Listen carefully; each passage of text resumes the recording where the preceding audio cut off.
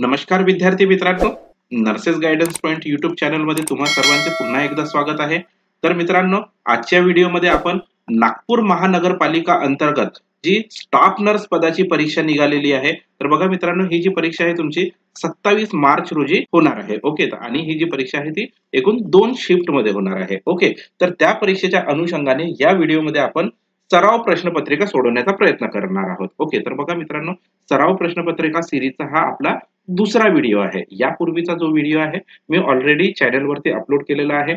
जर तुम्ही तो व्हिडिओ बघितला नसणार तर चॅनलवरती व्हिजिट करून तुम्ही व्हिडिओ बघू शकता, किंवा वरती आय बटन वरती सुद्धा क्लिक करून तुम्ही व्हिडिओ बघू शकता, किंवा डिस्क्रिप्शन बॉक्स मध्ये सुद्धा त्या व्हिडिओची लिंक तुम्हाला प्रोव्हाइड केलेली आहे। तर डिस्क्रिप्शन बॉक्स मध्ये जाऊन त्या लिंक वरती क्लिक करून तुम्ही तो व्हिडिओ बघू शकता। ओके, तर बघा मित्रांनो, सराव प्रश्नपत्रिका सोडवण्यापूर्वी आपल्याला हे समजून घ्यायचं आहे की या एक्झामचा पेपर पॅटर्न कसा असणार आहे। तर बघा, या एक्झाम मध्ये एकूण 100 प्रश्न विचारण्यात येणार। ओके, त्यापैकी 60 प्रश्न ही तुमच्या अदर सिलेबस वरती असणार आणि उर्वरित 40 प्रश्न ही तुमच्या नर्सिंगच्या सिलेबस बेस असणार। ओके, तर बघा, सराव प्रश्नपत्रिकेचा जो फर्स्ट पार्ट होता त्यामध्ये आपण नर्सिंगचे क्वेश्चन्स डिस्कस केलेले होते। अगेन जो सराव प्रश्नपत्रिकेचा जो आजचा सेकंड पार्ट आहे त्यामध्ये सुद्धा आपण नर्सिंगचे क्वेश्चन्स डिस्कस करणार आहोत। ओके, तर विदाउट डिले आपण व्हिडिओला स्टार्ट करून घेऊया।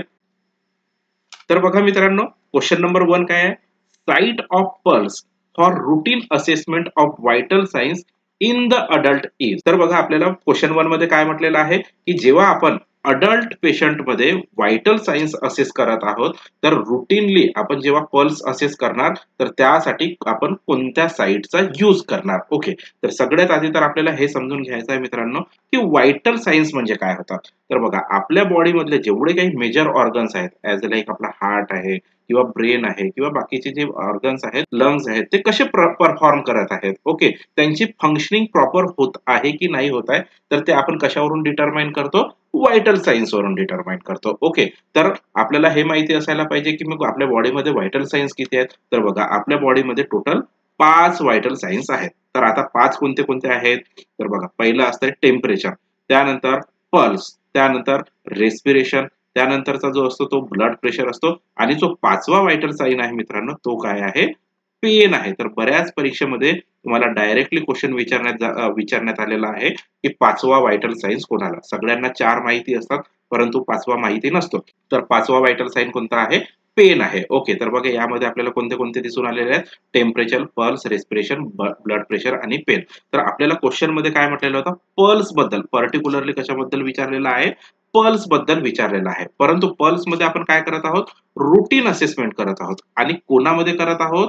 अडल्ट मध्ये करत आहोत। ओके, अडल्ट मध्ये आपल्याला रूटीन असेसमेंट करायचा आहे, तर त्यावेळेस आपण कोणत्या साइट वरती पल्स असेस करणार? तर बघा मित्रांनो, आता यामध्ये कोणती साइट म्हटलं तर याचा अर्थ काय होणार की पल्स मेजर करण्याच्या व्हेरियस साइट्स असणार। तर आता व्हेरियस साइट कुठल्या कुठल्या आहेत ते सुद्धा बघून घेऊयात। तर बघा, नेक्स्ट स्लाइड वरती जर बघितलं तर पल्स पॉइंट दिसून येत आहे। तर बघा, पहिला पॉइंट कुठला आहे? टेम्पोरल। तर टेम्पोरल बघा, तुमचा जो फोरहेड असतो त्या ठिकाणी असतो। कॅरोटिड, सेकंड काय आहे? कॅरोटिड। कॅरोटिड म्हणजे तुमची जी मान असेल तर त्या ठिकाणी कॅरोटिड आर्टरी असते। तर कॅरोटिड आर्टरी वरती आपण कॅरोटिड पल्स, आणि टेम्पोरल आर्टरी मध्ये आपण टेम्पोरल पल्स घेत असतो। त्यानंतर बघा मित्रांनो, अपायकल पल्स। तर अपायकल पल्स जी असते मित्रांनो, ही ऍक्च्युअली मिड क्लॅव्हिक्युलर लाईन आहे। बघा, हा काय असतो? स्टर्नम असतो। इकडची जी साइट असेल हा काय असणार? राईट क्लॅव्हिकल असणार, आणि इकडे जे असेल ते काय असणार? लेफ्ट क्लॅव्हिकल असणार। ओके, तर लेफ्ट क्लॅव्हिकलची जी मिड क्लॅव्हिक्युलर लाईन, म्हणजे मिड क्लॅव्हिक्युलर लाईन म्हणजे काय? नेमकं जसं आपण जर मध्ये म्हणजे क्लॅव्हिकलच्या मध्ये जर अशी एक इमॅजिनरी लाईन जर घेतलं तर त्या ठिकाणी बघा, जी फिफ्थ इंटरकॉस्टल स्पेस असते ना। ओके, फिफ्थ इंटरकॉस्टल स्पेस, तर कोणत्या साइडला?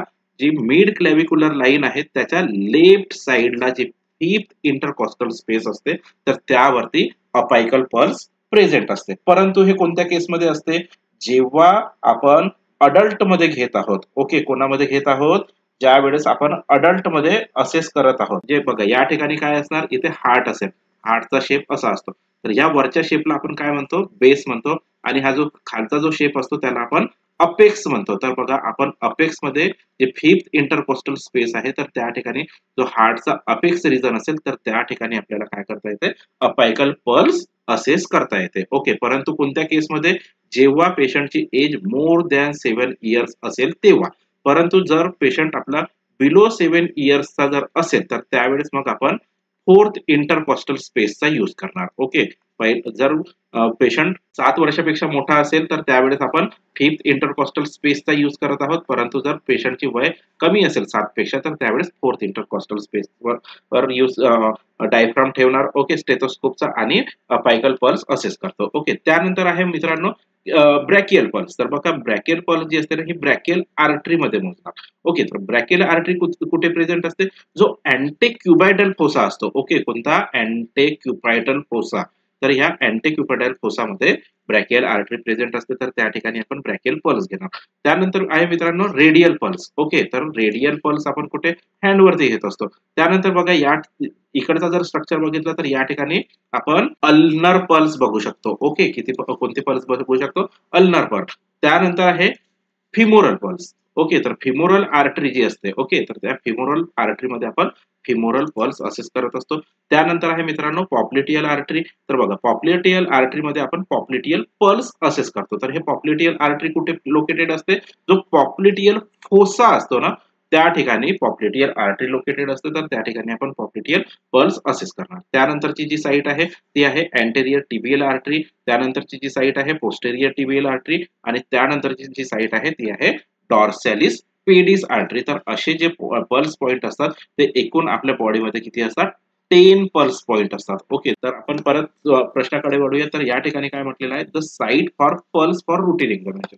तर आपण पल्स पॉइंट समजून घेतलं मित्रांनो, परंतु या ठिकाणी हे समजून घेतलेलं आहे की समजून घेतलेलं आहे का की पल्स म्हणजे काय होतं. तर बघा पल्स म्हणजे काय होतं की आपला हार्ट जो असतो तो किती वेळा बीट होत आहे. ओके, म्हणजे number of heart in 1 minute, एका मिनिटामध्ये किती वेळा हार्ट बीट होतो त्यालाच असेस करणे म्हणजे काय होत आहे, पल्स असेस करणे. तर वेरियस आपण 10 साइट्स बघितल्या. तर यामध्ये आपल्याला क्वेश्चन मध्ये अडल्ट मध्ये विचारलेला आहे आणि रुटीनली कोणता यूज करणार. तर बघा ज्यावेळेस आपण अडल्ट पेशंटचा विचार करणार ना तर त्यावेळेस आपण रेडियल पल्सचा यूज करत असतो. ओके, कोणत्या पल्स मध्ये रुटीनली असेसमेंट करतो, रेडियल पल्स. ओके, तर ऑप्शन बघूया. Option A brachial pulse, option B radial pulse. तर बघा या ठिकाणी आपल्याला ऑप्शन बी मध्येच आपला आन्सर मिळालेला आहे. ओके, क्लिअर आहे. तर बघा मित्रांनो, जर का तुम्हाला अडल्टच्या ऐवजी इन्फंट जर असा वर्ड यूज केलेला असेल, ओके, क्वेश्चन मध्ये काय वर्ड यूज केलेला आहे की most reliable site for assessing pulse in infant, तर त्यावेळेस तुम्हाला मात्र तुमचा आन्सर काय लक्षात ठेवायचा आहे, त्यावेळेस तुम्ही अपायकल पल्स आन्सर करणार. ओके, अडल्टच्या केसमध्ये आपण मोस्ट रुटीनली कुठल्या साईटवरती पल्स असेस करत असतो, रेडियल पल्स असेस करत असतो. परंतु इन्फंटच्या बाबतीत आपण अपायकल पल्सला प्रिफरन्स देत असतो किंवा अपायकल पल्स असेस करत असतो. ओके, क्लिअर आहे एवढा. तर बघा मित्रांनो, जो नॉर्मल पल्स रेट असतो ना आपला, ओके, तो जवळपास 60 to 100 बीट्स पर मिनिट इतका असतो. ओके, आणि जर तुम्हाला अडल्ट मध्ये असा जर प्रश्न विचारण्यात आलेला की मोस्ट डिस्टल पल्स साइट कुठली आहे, ओके, कोणता, most distal pulse site. Okay, distal म्हणजे काय झालं, जे एकदम दूरची जी पल्स असेल. ओके, दूरची पल्स म्हणजे काय, बघा आता आपण परत नेक्स्ट स्लाइड वरती बघूयात. तर बघा आपली जी ग्रोथ असते ती दोन वेनी होत असते. एकतर आपली ग्रोथ स्टिफॅलो काउडल होतो किंवा मग प्रॉक्झिमो डिस्टल होते. प्रॉक्झिमो डिस्टल म्हणजे काय आणि स्टिफॅलो काउडल म्हणजे काय. तर बघा हा जर अर्धा, जर बॉडीचा जर अर्धा पार्ट जर विचार केला, ओके, समजा मधातून जर लॅटरल साइडला जी ग्रोथ होते ना मित्रांनो त्याला आपण प्रॉक्झिमो डिस्टल ग्रोथ म्हणतो. परंतु स्टिफॅलो काउडल केव्हा म्हणणार, जेव्हा आपली ग्रोथ हेड पासून टेल पर्यंत किंवा पायाकडे होते तर त्याला आपण काय म्हणणार, प्रॉक्झिमो डिस्टल. म्हणजे प्रॉक्झिमल एंड म्हणजे कोणता झाला, तुमचा हेड झाला.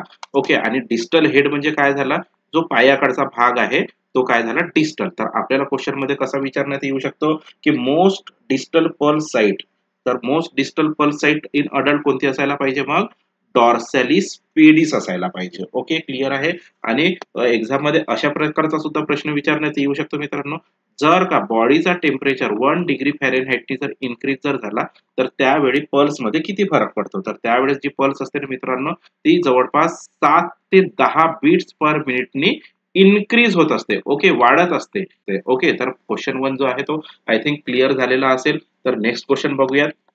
नेक्स्ट क्वेश्चन आहे मित्रांनो, question number 2, the abbreviation AC used in prescription means. Okay, तर बघा ज्या वेळेस आपण पेशंटला कोणतीही औषधी देतो, तर औषधी देण्यापूर्वी किंवा जे मेडिकेशन्स देत आहोत पेशंटला, तर त्यापूर्वी आपण काय चेक करतो, पेशंटची प्रिस्क्रिप्शन चेक करतो. ओके, आणि प्रिस्क्रिप्शन मध्ये जर AC वर्ड जर यूज केलेला असेल तर याचा मिनिंग काय होतो ते आपल्याला क्वेश्चन मध्ये विचारलेला आहे. तर बघा मित्रांनो, AC जो वर्ड असतो ना, तर याचा जो फुल फॉर्म असतो याला आपण अँटेसिबम म्हणतो. ओके, काय म्हणतो, अँटेसिबम. तर याचा अँटेसिबम म्हणजे काय होणार, तर बघा अँटेसिबम म्हणजे अशा मेडिसिन ज्या आपण पेशंटला जेवणाच्या पूर्वी देतो, म्हणजेच काय, बिफोर मील ज्या मेडिसिन्स आपण पेशंटला प्रोव्हाइड करतो तर त्यांना आपण काय म्हणणार, अँटेसिबम मेडिसिन म्हणणार. ओके, तर या ठिकाणी ऑप्शन बघून घेऊयात. Option A after meals, option B before meals. तर बघा या ठिकाणी ऑप्शन बी मध्येच आपला आन्सर मिळालेला आहे. ओके, क्लिअर आहे. तर बघा अँटेसिबम जसं आहे तर त्याचप्रमाणे एक दुसरा असतो मित्रांनो, पोस्ट सिबम. ओके, त्याला शॉर्ट मध्ये आपण काय म्हणणार, PC म्हणणार. तर PCचा मिनिंग काय होणार, जस्ट अँटेसिबमच्या अपोजिट म्हणजेच काय, आफ्टर मील होणार. ओके, क्लिअर आहे. आणि अशाच प्रकारच्या बऱ्याचशा टर्म्स आहेत मित्रांनो, त्या टर्म्स सुद्धा आपण पुढे नेक्स्ट स्लाइड मध्ये बघून घेऊयात. ओके, तर बघा या ठिकाणी काय आहे, HS म्हणजे काय होतो, होरासोमनी. होरासोमनी म्हणजेच काय, at the bed time. Okay, जर झोपताना झोपेच्या वेळेवरती जी गोळी द्यायची असते, जसं फॉर एक्झाम्पल सेट्रिझिन वगैरे टॅबलेट असते, तर ती काय करतो आपण, पेशंट जेव्हा झोपायला जातो तर त्यावेळी ती गोळी देत असतो किंवा टॅबलेट म्हणजे त्याला ऍडमिनिस्टर करत असतो. त्याच्यानंतर आहे HN. तर HN म्हणजे काय होतं मित्रांनो, हॅक नॉक्टे. हॅक नॉक्टे म्हणजे काय, टू नाईट. ओके, म्हणजे आजच्या रात्रीच ती टॅबलेट द्यायची आहे किंवा जे मेडिकेशन आहे ते द्यायचं आहे, मग उद्यापासून त्याला देणार नाही. ओके, त्याच्यानंतर आहे SOS. SOS म्हणजे काय, सी ओपस सीट. सी ओपस सीटचा मिनिंग काय होतो, इफ नेसेसरी इन इमर्जन्सी. जेव्हा गरज पडलेली पेशंटला, जेव्हा एकदम गरज आहे, तर त्याच वेळेस आपण ती ड्रग त्याला ऍडमिनिस्टर करणार. त्यानंतर आहे मित्रांनो OM. OM मीन्स काय होतो, ओमनी माने. ओके, तर ओमनी माने मीन्स काय होत आहे, इच मॉर्निंग. तर प्रत्येक मॉर्निंगला जर डोस द्यायचा असेल तर त्याला आपण ओमनी माने किंवा OM असं लिहू शकतो. त्यानंतर आहे ON. तर ओमनी नोट. तर ओमनी नोट मीन्स काय होतो, इच नाईट. ओके, त्यानंतर आहे AC आणि PC. तर हे आपण ऑलरेडी समजून घेतलेलं आहे. त्यानंतर परत इकडे दिसत आहे आपल्याला OD. OD मीन्स काय, ओमनी डाय. ओके, तर ओमनी डाय मीन्स काय, once in a day. Okay, त्यानंतर BD. तर BD लाच आपण BID सुद्धा लिहू शकतो. म्हणजेच काय होतं, बीस इन डाय. म्हणजेच दिवसातून दोनदा जर टॅबलेट द्यायची असेल किंवा मेडिकेशन द्यायचं असेल तर त्याला आपण BD, ट्वाइस अ डे. त्यानंतर TDS ला TID लिहू शकतो.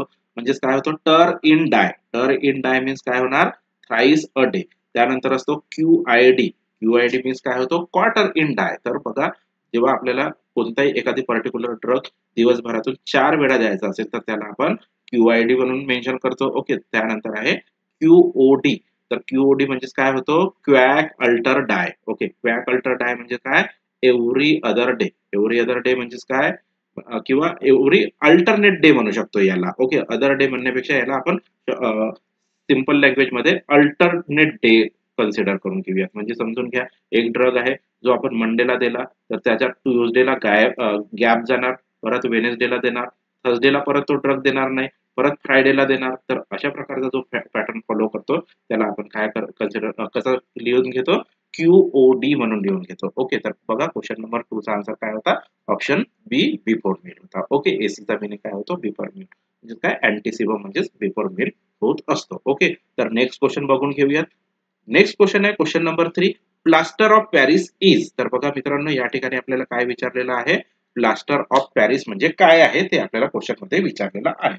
तर काय होतो प्लास्टर ऑफ पॅरिस, तर बघा याला शॉर्ट मध्ये आपण काय म्हणू शकतो, POP सुद्धा म्हणू शकतो. ओके, काय म्हणतो, POP.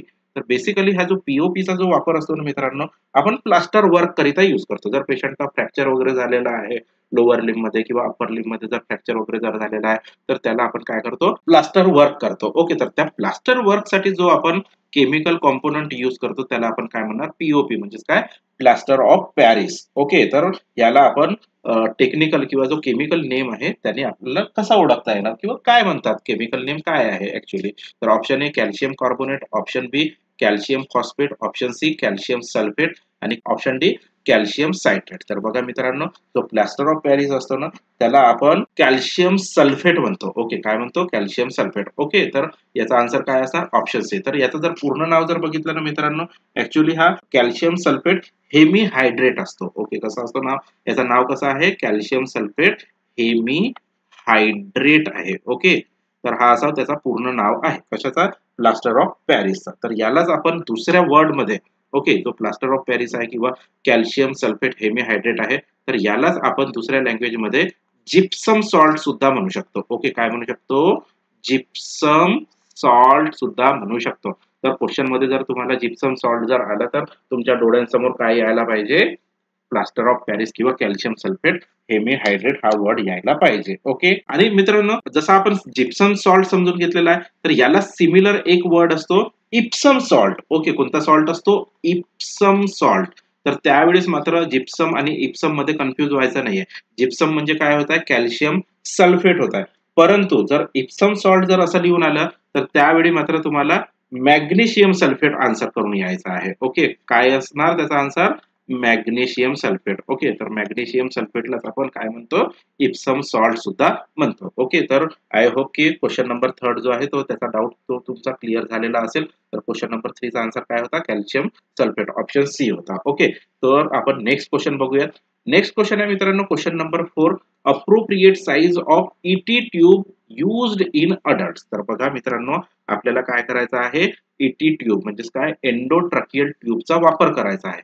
पेशंट कुठला आहे? आपला अडल्ट पेशंट आहे. ओके, तर अडल्ट पेशंट साठी आपण अप्रोप्रिएट साईजचा जर ईटी ट्यूब जर वापरायचा असेल तर कोणत्या साईजचा ईटी ट्यूब यूज करणार? ओके, तर option A 2.5 to 4 mm, option B 8 to 9.5 mm, option C 5 to 7 mm, option D 4 to 4.5 mm. तर बघा मित्रांनो, ज्या वेळेस आपल्याला अडल्ट करिता ईटी ट्यूब यूज करायचा आहे तर त्यावेळेस आपण 8 to 9.5 mm चा ईटी ट्यूब यूज करतो. ओके, कोणता यूज करणार? 8 to 9.5.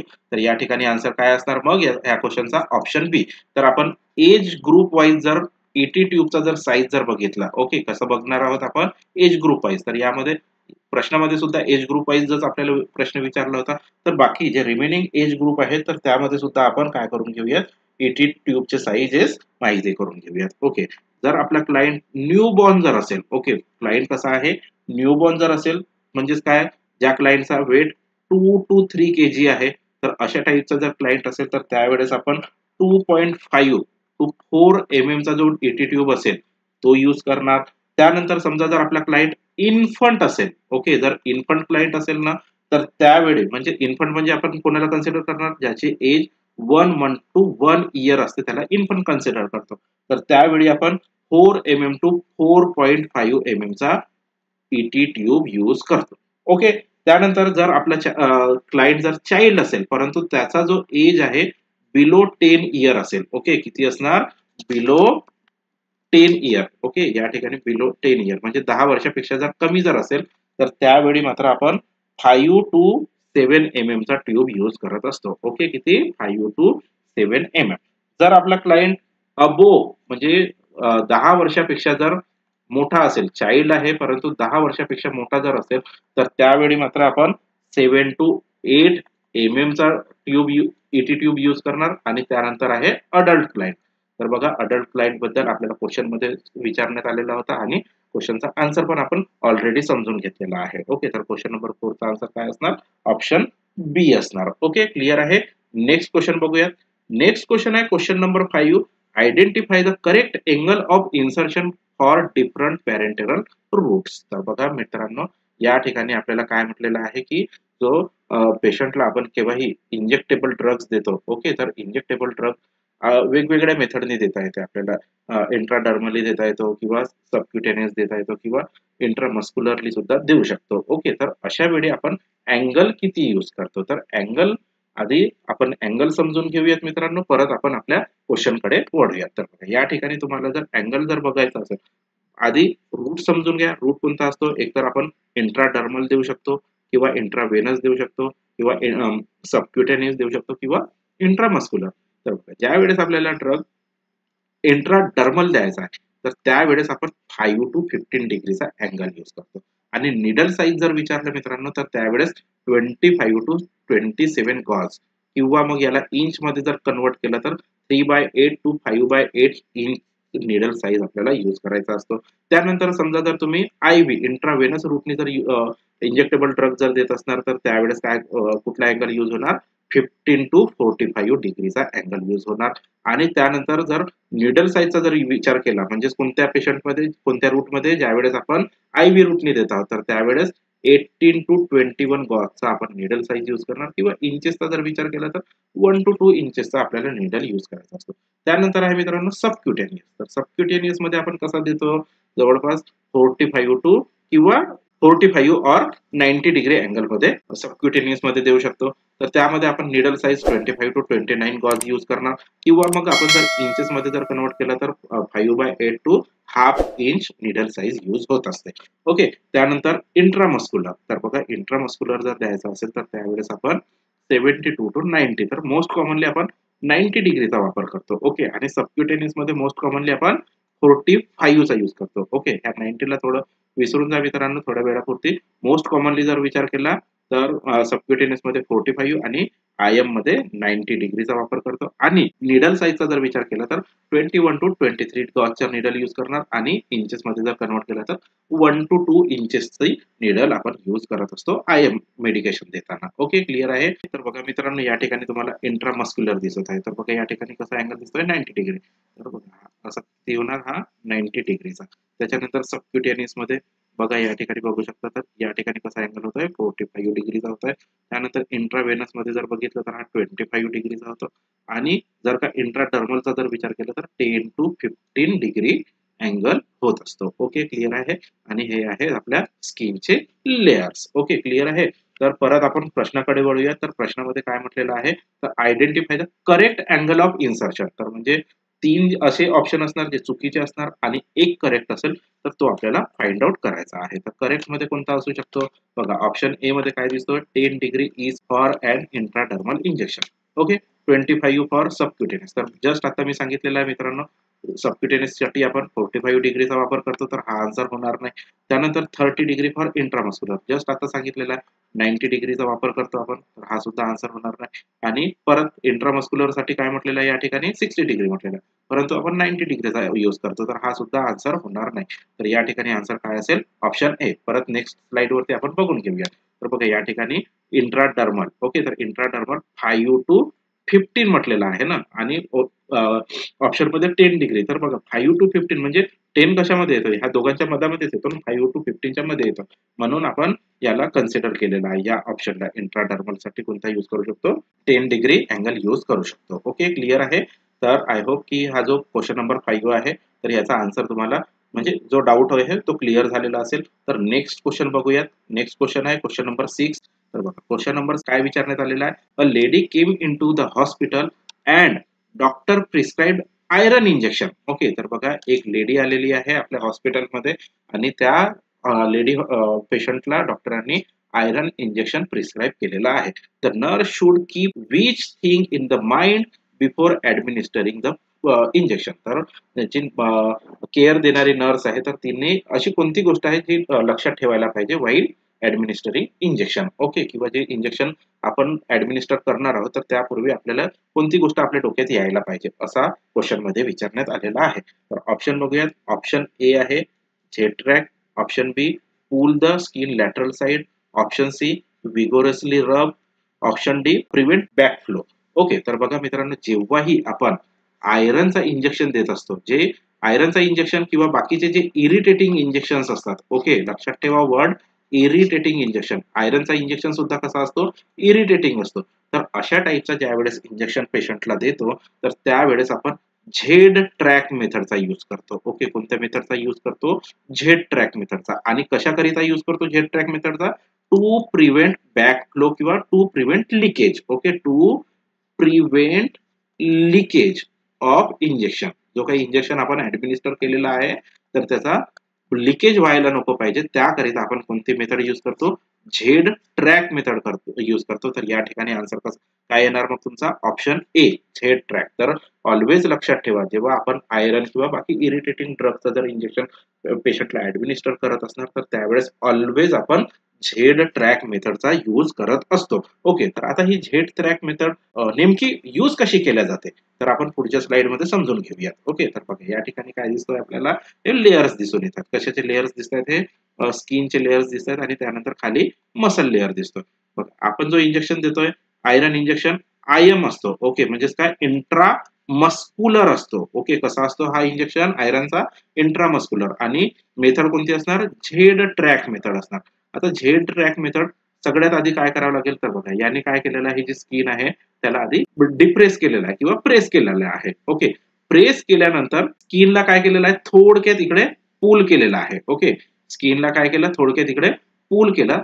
त्यानंतर जी सिरींज आहे किंवा जी निडल आहे ते 90 डिग्री अँगल मध्ये डायरेक्ट मसल मध्ये इन्सर्ट केलेली आहे. ओके, त्यानंतर आपण जो काही इंजेक्शन आहे तो इंजेक्शन पुश करून घेणार. ओके, आणि त्यानंतर निडल विड्रॉ करून घ्यायची असते. ओके, निडल विड्रॉ केल्यानंतर जो आपण या ठिकाणी प्रेशर अप्लाय केलेला होता डाव्या हाताने, तर तो प्रेशर आपण काय करून घेणार, रिलीज करून घेणार. ओके, जेणेकरून तर बघा जेणेकरून काय होणार, की जे वरचे जे स्किनचे जे लेयर्स आहेत ज्या ठिकाणी पंक्चर झालेला होता, ओके, स्किन आपण काय केलेलं होतं, रिट्रॅक्ट केलेलं होतं किंवा थोडं पूल केलेलं होतं, त्याच्यामुळे स्किन काय गेलेली होती, थोडी बाजूला गेलेली होती. तर अँगल कसा क्रिएट होणार, असं क्रिएट होणार. ओके, म्हणजे या ठिकाणी जी मेडिसिन आलेली आहे किंवा जो मेडिकेशन आलेला आहे तो इथपर्यंतच जाऊ शकतो. या ठिकाणी तो काय होऊन जाणार, ब्लॉक होऊन जाणार. पुढे म्हणजे बाहेर जो सबक्युटेनियस टिश्यू जे आहेत तर त्या सबक्युटेनियस टिश्यू मध्ये तो लीक होणार नाही. ओके, आणि ज्यावेळेस तुम्हाला हे सांगितलेलं आहे की आपल्याला काय करायचं आहे, जो क्युटेनियस टिश्यू असतात त्याला आपल्याला पूल करायचं, तर जवळपास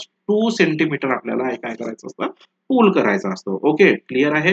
तर मग यासाठी आपण कोणती मेथड यूज करत आहोत, आयरन इंजेक्शन साठी झेड ट्रॅक मेथडचा यूज करत आहोत. ओके, तर आय होप की जो क्वेश्चन नंबर 6 आहे त्याचा जो डाऊट आहे तो तुमचा क्लिअर झालेला असेल. तर आता आपण नेक्स्ट क्वेश्चन बघूया. नेक्स्ट क्वेश्चन आहे मित्रांनो question number 7. How much salt must be added in 1 liter of water to make a solution of normal saline of 0.9%. तर बघा मित्रांनो आपल्याला क्वेश्चन मध्ये काय म्हटलेलं आहे की 1 लिटर पाण्यामध्ये आपल्याला किती सॉल्ट ऍड करावं लागेल जेणेकरून त्या सोल्युशनचा कॉन्सन्ट्रेशन किती असं व्हायला पाहिजे, 0.9% नॉर्मल सलाईन व्हायला पाहिजे. तर बघा मित्रांनो जो काही आपण नॉर्मल सलाईन वॉर्ड मध्ये यूज करतो, ओके, नॉर्मल सलाईन जो यूज करतो तर त्याचा कॉन्सन्ट्रेशन ऑलवेज किती असतो, किंवा ऑलवेज म्हणण्यापेक्षा युजली आपण कोणता यूज करतो, 0.9% सोडियम क्लोराईडचा यूज करतो. ओके, कशाचा यूज करतो, 0.9% सोडियम क्लोराईड. ओके, म्हणजे जो काही एनएस यूज होत आहे त्याच्यामध्ये किती कॉन्सन्ट्रेशन असतो, 0.9% सोडियम क्लोराईड इतकं कॉन्सन्ट्रेशन असतं. म्हणजेच काय होत आहे मित्रांनो, हा 0.9% म्हणजेच काय होत आहे की जो 0.9 ग्रॅम जो आहे ना, ओके, 0.9 ग्रॅम काय, NaCl म्हणजेच काय, सोडियम क्लोराईड हा किती मध्ये प्रेझेंट आहे, प्रेझेंट इंटू 100 ml मध्ये. ओके, 100 ml मध्ये किती असतो, 0.9 ग्रॅम असतो. परंतु आपल्याला क्वेश्चन मध्ये काय म्हटलेलं आहे, 1 लिटर मध्ये. तर आता 100 ml आहे तर त्याला आपल्याला 1 लिटर मध्ये, 1 लिटर म्हणजे किती होतात मित्रांनो, 1000 ml होतात. ओके, तर या 100 ml ला 1000 ml करण्यासाठी कितीने मल्टिप्लाय करावं लागेल, 10 ने मल्टिप्लाय करावं लागेल. म्हणजेच किती होणार, 1000 ml म्हणजेच 1 लिटर होऊन जाणार. ओके, तर त्याचप्रमाणे मित्रांनो जेव्हा आपण 100 ml मध्ये 0.9 ग्रॅम NaCl चा वापर करत आहोत, सोडियम क्लोराईडचा वापर करत आहोत, तर याला सुद्धा आपण कितीने मल्टिप्लाय करणार, 10 ने मल्टिप्लाय करणार. ओके, तर 0.9 इंटू 10 जर केला तर हे किती होणार, 9 ग्रॅम होणार. ओके, तर हे 9 ग्रॅम किती ml मध्ये येत आहे, 1000 ml मध्ये होत आहे. ओके, आणि आपल्याला 1000 ml किंवा 1 लिटर मध्येच विचारण्यात आलेला आहे क्वेश्चन मध्ये. तर ऑप्शन बघून घेऊयात. Option A 19 gram, option B 90 gram, option C 0.9 gram, option D 9 gram. तर बघा या मित्रांनो या ठिकाणी आपल्याला आन्सर मध्ये काय मिळालेलं होतं, 9 ग्रॅम. तर याचा आन्सर काय असायला पाहिजे, ऑप्शन डी 9 ग्रॅम असायला पाहिजे. ओके, क्लिअर आहे. तर नेक्स्ट क्वेश्चन बघून घेऊयात. नेक्स्ट क्वेश्चन आहे मित्रांनो question number 8. Identify the isotonic fluid among the following. तर बघा मित्रांनो आपल्याला क्वेश्चन मध्ये काय म्हटलेलं आहे की आयसोटोनिक फ्लुइड कोणता आहे ते आपल्याला आयडेंटिफाय करायचं आहे. ओके, तर 4 ऑप्शन दिलेले आहेत. तर 4 ऑप्शनला कन्सिडर करायचं आहे आणि आयसोटोनिक फ्लुइड कोणता आहे ओळखायचं आहे. तर आयसोटोनिक फ्लुइड कोणता आहे हे ओळखून घेण्यापूर्वी आधी आपल्याला हे समजून घ्यावं लागेल मित्रांनो की आयसोटोनिक फ्लुइड म्हणजे काय असतं. तर बेसिकली जे सोल्युशन असतात ना मित्रांनो, हे किती टाईपचे असतात? टोटल 3 टाईपचे असतात. ओके, किती टाईपचे असतात सोल्युशन? 3 टाईपचे. एक असतो हायपरटोनिक सोल्युशन. ओके, कोणता असतो? हायपरटोनिक. दुसरा असतो हायपोटोनिक सोल्युशन आणि थर्ड जो असतो ना मित्रांनो तो असतो आयसोटोनिक सोल्युशन. ओके, असे किती प्रकार आहेत? 3 प्रकार. हायपरटोनिक, हायपोटोनिक आणि आयसोटोनिक. तर आधी आपण हायपरटोनिक म्हणजे काय होते ते समजून घेऊयात. त्यानंतर लेटर ऑन बाकीचे टाइप्स बघून घेऊयात. तर बघा, ज्या वेळेस जो काही सोल्युशन आपण पेशंटला ऍडमिनिस्टर करणार आहोत, ओके, काय म्हटलेलं आहे? जो काही सोल्युशन आपण पेशंटला ऍडमिनिस्टर करणार आहोत, तर त्या सोल्युशन मध्ये सोल्युट्सचा जर कॉन्सन्ट्रेशन जर हायर असेल, ओके, सोल्युट्स कॉन्सन्ट्रेशन जर हाय जर असेल तर त्याला आपण काय म्हणणार? हायपरटोनिक सोल्युशन म्हणणार. म्हणजे जो सोल्युशन आपण पेशंटच्या बॉडीमध्ये इन्फ्यूज केलं तर पेशंटच्या ज्या सेल्स आहेत, बॉडीमधल्या ज्या सेल्स आहेत, त्याचा जो कॉन्सन्ट्रेशन असणार तो कमी असणार आणि जो आपण फ्लुइड इन्सर्ट केलेला आहे किंवा फ्लुइड ट्रान्सफ्यूज केलेला आहे तर त्याचा जो कॉन्सन्ट्रेशन असेल तो जास्त असेल, तर अशा टाईपच्या सोल्युशनला आपण हायपरटोनिक सोल्युशन म्हणत असतो. फॉर एक्झाम्पल यामध्ये आता कोणते कोणते एक्झाम्पल असू शकतात? फॉर एक्झाम्पल 3% एनएस आहे, म्हणजे 3% कॉमनली आपण एनएस कोणता यूज करतो? 0.9%चा. ओके, परंतु जर 3%चा जर एनएस असेल, नॉर्मल सलाईन असेल, तो कोणता असणार? हायपरटोनिक असणार. समजा जर 5%चा जर एनएस असेल तो सुद्धा काय असेल? हायपरटोनिक असेल. किंवा समजा जर तुम्ही 10% डेक्स्ट्रोजचा जर यूज करत असणार, कशामध्ये? प्लस वॉटर मध्ये. ओके, वॉटर मध्ये जर का तुम्ही 10% डेक्स्ट्रोज जर टाकलं तर तो काय असणार? हायपरटोनिक सोल्युशन असणार. इवन बघा मित्रांनो, जर का तुम्ही 5% डेक्स्ट्रोज, ओके, 5% डेक्स्ट्रोज 0.9% एनएस मध्ये जर वापरलात, ओके, म्हणजे हा बेसिकली काय होणार? डीएनएस होणार. ओके, डीएनएसचा कंपोजिशन कसा असतो? 5% डेक्स्ट्रोज आणि त्याच्यामध्ये 0.9% एनएस असतो. ओके, तर त्याला आपण डीएनएस म्हणतो. तर हा सुद्धा हायपरटोनिक असणार. किंवा जर का तुम्ही 5% डेक्स्ट्रोज आणि 0.45% एनएसचा जरी वापर केलात ना तरी पण तो काय असणार? तुमचा हायपरटोनिक सोल्युशनच असेल. ओके, त्यानंतरचा सेकंड सोल्युशन आहे हायपोटोनिक सोल्युशन. ओके, तर हायपरटोनिक सोल्युशन जो असतो ना, सॉरी, हायपोटोनिक सोल्युशन जो असतो ना तो हायपरटोनिक सोल्युशनच्या जस्ट अपोजिट असतो. तर हायपरटोनिक सोल्युशन मध्ये काय सांगितलेलं होतं की जो काही फ्लुइड आपण पेशंटला ट्रान्सफ्यूज करत आहोत तर त्याच्यामध्ये जो सोल्यूटचा कॉन्सन्ट्रेशन जो असेल तो हाय असणार. तर या केसमध्ये कसा होणार? जो काही सोल्युशन आपण पेशंटला ट्रान्सफ्यूज करत आहोत तर त्यामध्ये जो सोल्यूटचा जो कॉन्सन्ट्रेशन असेल तो कसा असणार? लो असणार. ओके, तो कसा असेल? लो असेल. म्हणजे जो काही सोल्युशन आपण पेशंटच्या बॉडीमध्ये ट्रान्सफ्यूज केला, ओके, तर पेशंटच्या ज्या सेल्स आहेत तर सेल्स मध्ये जो फ्लुइड प्रेझेंट आहे त्याचा कॉन्सन्ट्रेशन जास्त असणार आणि जो फ्लुइड आपण ट्रान्सफ्यूज केला त्याचा कॉन्सन्ट्रेशन कमी असणार. तर अशा टाईपच्या सोल्युशनला आपण हायपोटोनिक सोल्युशन म्हणत असतो. ओके, तर हायपोटोनिक सोल्युशन मध्ये बघा, आता जर आपण सेलचा जर फिनॉमिना जर बघितला तर हायपरटोनिक सोल्युशन मध्ये सेल्स ज्या असतात ना ह्या श्रिंक होतात. श्रिंक म्हणजे काय होणार?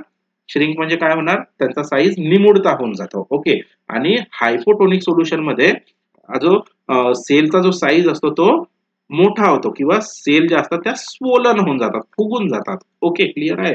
तर यामध्ये जर आपण एक्झाम्पल्सचा जर विचार केला तर एक्झाम्पल्स मध्ये जो आपण एनएस वापरतो जनरली 0.9%चा जो एनएस यूज करतो तो येणार. किंवा मग याच्यापेक्षा हाफ सोल्युशन जर यूज केला म्हणजे 0.45% एनएसचा जर वापर केला तो सुद्धा काय असणार? हायपोटोनिक सोल्युशन असणार. किंवा समजा जर तुम्ही 0.33%चा जर एनएस जर वापरला तो सुद्धा हायपोटोनिक सोल्युशन असेल. किंवा जर डेक्स्ट्रोजचा जर वापर करत असणार परंतु डेक्स्ट्रोजचा जो कॉन्सन्ट्रेशन आहे तो कसा असणार? 2.5%चा असेल तर तो काय कन्सिडर करणार आपण त्याला?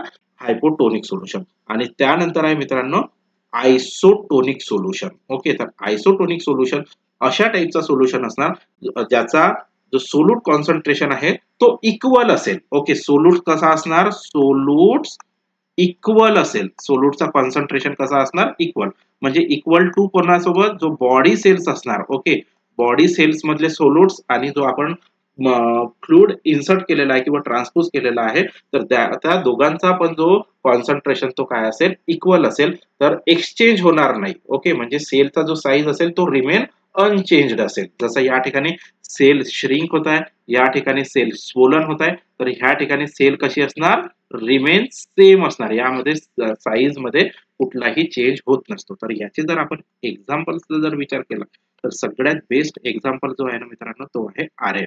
आरएल म्हणजेच काय, रिंगर लॅक्टेट. ओके, तर बघा मित्रांनो, या ठिकाणी जसं हायपोटोनिक सोल्युशन म्हटलेलं होतं ना, तर हायपोटोनिक सोल्युशन मध्ये 0.9% एनएस येत नाही.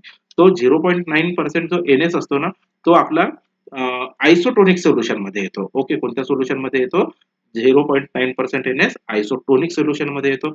समजा जर तुम्ही 5% डेक्स्ट्रोजचा वापर जर वॉटर मध्ये जर केलात, ओके, वॉटर मध्ये जर 5% डेक्स्ट्रोज जर ऍड जर केलात, तर तो सुद्धा आयसोटोनिक होऊन जाणार. किंवा जर तुम्ही 5% डेक्स्ट्रोज प्लस 0.225% जर एनएस चा जर वापर केला, तर तो सुद्धा काय असणार, आयसोटोनिक सोल्युशन असेल. ओके, तर आपल्याला क्वेश्चन मध्ये काय म्हटलेला होता, आयसोटोनिक सोल्युशन. तर ऑप्शन बघून घेऊयात. ऑप्शन आहे ऑप्शन ए 0.45% एनएस. तर बघा 0.45% एनएस म्हणजे काय होतं, हायपोटोनिक होतं, तर हा आन्सर होणार नाही. त्यानंतर 10% डेक्स्ट्रोज इन वॉटर, तर 10% डेक्स्ट्रोज इन वॉटर म्हणजे काय होत आहे, हे बघा या ठिकाणी 10% इज डेक्स्ट्रोज इन वॉटर म्हणजे हायपरटोनिक सोल्युशन, हा सुद्धा आपला आन्सर होणार नाही.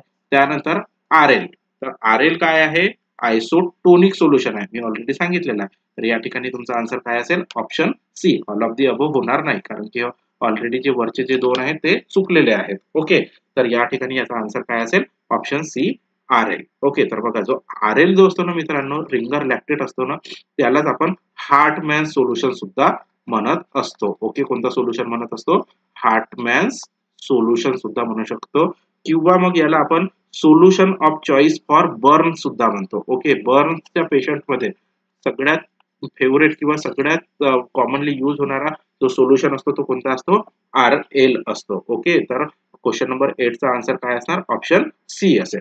नेक्स्ट क्वेश्चन बघूया. नेक्स्ट क्वेश्चन आहे मित्रांनो, question number 9, how often can a donor give blood. तर बघा मित्रांनो, एखादी पर्सन जर ब्लड डोनेट करत असेल तर तो किती वेळा डोनेट करू शकतो किंवा किती अंतराने ब्लड डोनेट करू शकतो.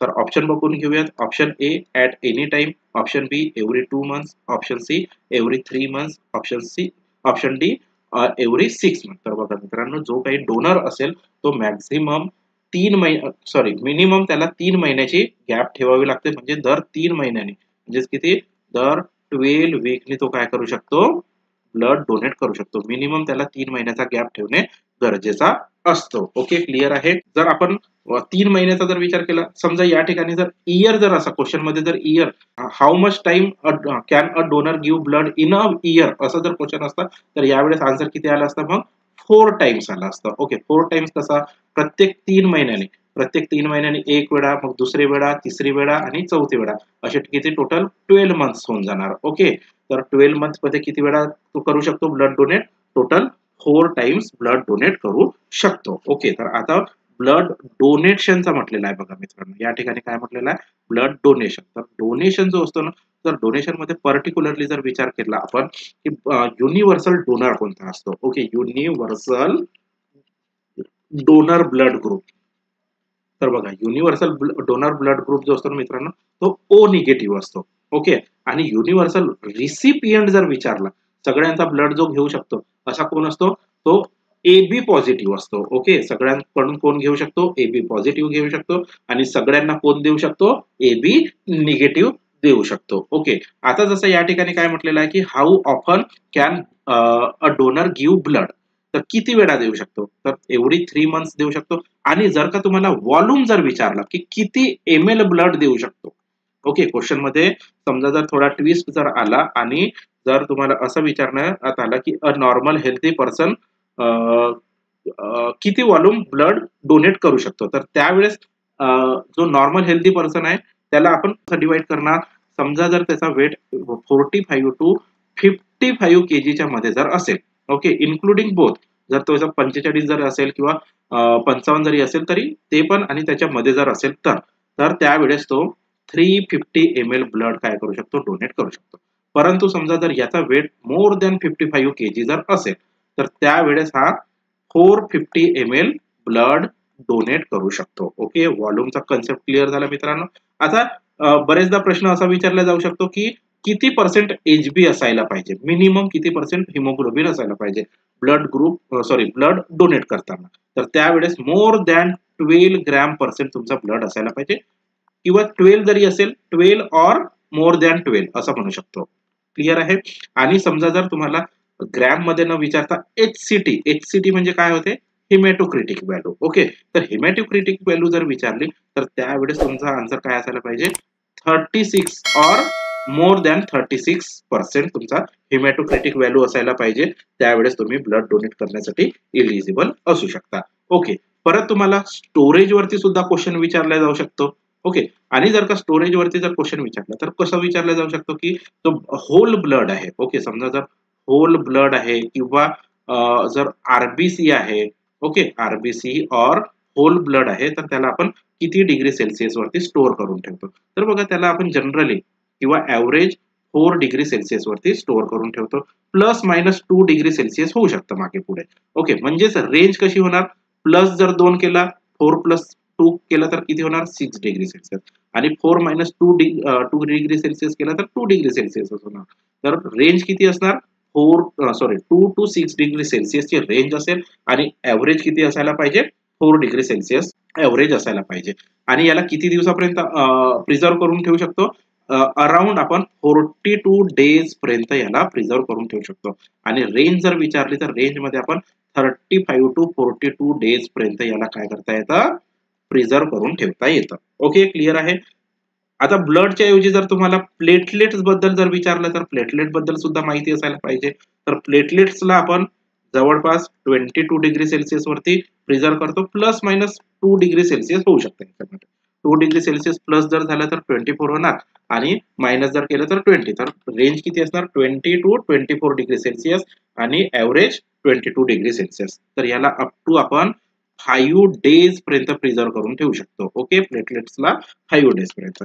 आणि समजा जर तुम्हाला फ्रेश फ्रोझन प्लाझ्मा बद्दल क्वेश्चन जर विचारला तर फ्रेश फ्रोझन प्लाझ्मा जो असतो त्याला आपण -30 डिग्री सेल्सिअस किंवा त्याच्यापेक्षा जरी खालचा जर टेम्परेचर असेल, म्हणजे -20 डिग्री सेल्सिअस जरी असेल तरी त्या तेवढ्या डिग्री सेल्सिअस तरी पण, परंतु जर क्वेश्चन मध्ये जर असं जर आलं तर त्यावेळेस किती असायला पाहिजे, -30 डिग्री सेल्सिअस और -30 डिग्री सेल्सिअस और त्याच्यापेक्षा कमी टेम्परेचर वरती अप टू 1 इयर पर्यंत याला आपण प्रिझर्व करून ठेवू शकतो. ओके, क्लिअर आहे. हा, त्यानंतर बघा ज्या वेळेस आपण एखाद्या पेशंटला ब्लड देणार आहोत, ओके, तर ब्लड डोनेट करून झालेला आहे, त्याला प्रिझर्व करून ठेवलेला आहे. एखाद्या पेशंटला जर का ब्लडची जर गरज पडली, ओके, तर ब्लडची जेव्हा गरज पडलेली आहे तर आता त्याला आपल्याला काय करावं लागेल की ब्लड बँक मधून तो ब्लड इश्यू करावा लागेल. समजा आता जो ब्लड इश्यू केलेला आहे तर तो ब्लड आपल्याला किती मिनिटाच्या आतमध्ये किंवा किती वेळेच्या आतमध्ये पेशंटला ट्रान्सफ्युजन स्टार्ट करायचा असतो. जेव्हा ब्लड इश्यू होतो, ब्लड बँक मधून इश्यू होतो, तर त्यावेळेस आपल्याला विदिन 30 मिनिट्स, ओके, किती मिनिटाच्या आतमध्ये, within 30 minutes blood transfusion start करावा लागत असतो. ओके, क्लिअर आहे. आणि जेव्हा आपण स्टार्ट करतो तर त्याला किती वेळाच्या आतमध्ये फिनिश करणार, तर it should be finished within 4 hours. Okay, आपल्याला 4 तासाच्या आतमध्ये त्याला फिनिश करून घ्यायचा असतो. ओके, आता ज्या वेळेस आपण पेशंटला ब्लड ट्रान्सफ्यूज करत आहोत तर मग त्यावेळेस ड्रॉप रेट किती असायला पाहिजे, कितीच्या स्पीडने त्याला ब्लड ट्रान्सफ्यूज करणार. तर बघा जे स्टार्टिंगचे जे फर्स्ट 15 मिनिट्स असतात, ओके, पहिलेचे जे 15 मिनिट असतात ना, तर त्यावेळेस आपण 25 to 50 drops per minute rate ठेवणार. ओके, स्टार्टिंगचे 15 मिनिटाकरिता किती ड्रॉप रेट ठेवायचा आहे आपल्याला, 25 टू 50 ड्रॉप्स पर मिनिट ठेवायचा आहे. त्याच्यानंतर 15 मिनिट्स कंप्लीट झाल्यानंतर आपण 10 ड्रॉप्स पर मिनिट रेट ठेवू शकतो किंवा त्या रेटवरती आपण पेशंटला ब्लड ट्रान्सफ्यूज करू शकतो. ओके, तर आय होप की जो 9th नंबरचा जो क्वेश्चन आहे त्याचा जो डाऊट असेल किंवा जो कन्सेप्ट आहे तो क्लिअर झालेला असेल. तर क्वेश्चन नंबर 9चा आन्सर काय होता? ऑप्शन सी होता. तर आता आपण नेक्स्ट क्वेश्चन बघूया. सो आता नेक्स्ट क्वेश्चन आहे question number 10. Oxygen saturation is measured by. तर बघा मित्रांनो, आपल्याला क्वेश्चन मध्ये काय म्हटलेलं आहे की जो ऑक्सिजन सॅच्युरेशन मेजर करतो तर तो आपण कोणत्या इन्स्ट्रुमेंटनी यूज करणार, मेजर करणार? Option A pulse oximeter, option B thermometer, option C manometer, option D pulse transducer. तर बघा मित्रांनो, जो ऑक्सिजन सॅच्युरेशन असतो ना तो आपण पल्स ऑक्सिमीटरने मेजर करत असतो. तर या ठिकाणी मग याचा आन्सर काय असेल? Option A pulse oximeter. Thermometer कशासाठी यूज करतो? टेम्परेचर साठी यूज करतो. मॅनोमीटर जो असतो तो आपण बीपी साठी वगैरे यूज करतो. स्पिग्मो मॅनोमीटर बीपी साठी वगैरे यूज करतो. ओके, क्लिअर आहे. तर आता O2 सॅच्युरेशन म्हणजे काय किंवा जो ऑक्सिजन सॅच्युरेशन असतो त्याचा अर्थ काय होतो? काय होतो? जो आपल्या ब्लड मध्ये जे आरबीसीज असतात, ओके, तर ह्या आरबीसी मध्ये जो हिमोग्लोबिन असतो तर या हिमोग्लोबिन मध्ये किती पर्सेंट ऑक्सिजन प्रेझेंट आहे किंवा आपले जे हिमोग्लोबिन्स आहेत तो किती पर्सेंट ऑक्सिजन कॅरी करत आहेत. ओके, काय करत आहेत? Percent of O2 carried by haemoglobins. Okay, तर आपल्या आरबीसी मध्ये बघा, आता मी तुम्हाला स्ट्रक्चर सुद्धा समजावून सांगतो. आपलं ब्लड आहे, ब्लड मध्ये कोणत्या सेल्स आहेत? आरबीसी सेल्स असतात. आरबीसी मध्ये काय प्रेझेंट असतो? हिमोग्लोबिन प्रेझेंट असतो. आणि हा जो इच हिमोग्लोबिन, एक जो मॉलिक्यूल असतो हिमोग्लोबिनचा, एक मॉलिक्यूल हा ऑक्सिजनचे 4 मॉलिक्यूल कॅरी करायचं काम करतो. किती मॉलिक्यूल्स कॅरी करत असतो? हा 4 मॉलिक्यूल्स कॅरी करत असतो. ओके, क्लिअर आहे. यामध्ये आपण ऑक्सिजन सॅच्युरेशन मध्ये हेच की जो हिमोग्लोबिन आहे तर तो किती पर्सेंट, म्हणजे ऍक्च्युली किती 4 O2 मॉलिक्युल्स कॅरी करायला पाहिजे, तर त्याचा जो पर्सेंटेज काढतो तर तो पर्सेंटेज म्हणजेच काय होतो? ऑक्सिजन सॅच्युरेशन म्हणजेच percent of O2 carried by haemoglobin किंवा O2 सॅच्युरेशन ऑफ हिमोग्लोबिन सुद्धा म्हणू शकतो. तर बघा, याचा जो ऑक्सिजन सॅच्युरेशन ज्यावेळेस आपण मेजर करत आहोत, ओके, तर कशाचा यूज करतो? Pulse oximeter. तर आता आपल्याला समजणार कसं की पेशंटचा जो ऑक्सिजन लेवल आहे तो नॉर्मल आहे, विदिन नॉर्मल लिमिट आहे की कमी झालेला आहे? तर याची नॉर्मल रेंज आपल्याला लक्षात असणे गरजेचं आहे. तर नॉर्मली किती असते?